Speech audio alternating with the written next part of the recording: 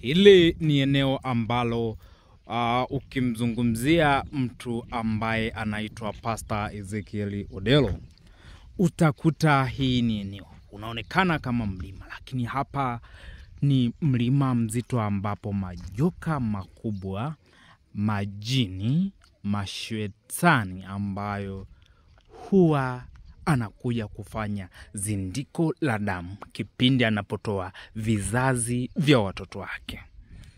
Ikumbukwe Odelo ni mmoja wa wachungaji ambao wanamiliki kanisa kubwa mno pale nchini Kenya. Lakini watu wengi wamekuwa wakijiuliza kwa nini Odelo anakuwa hana heshima na ana mashetani ya hali ya juu. Basi Odelo baada ya hapo ikaonekana kwamba kuna mlima ambao huwa anakuja kufanya ibada. Ikumbukwe watu wengi walikufa kupitia huu mlima. Na hapo akiwa anafanya ibada ndipo alikuja katika hili eneo. Na baada ya kufika hili eneo aliweza kufanya vitu vingi, ushetani, mapepo, ufuska ambao Odelo amekuwa akifanya.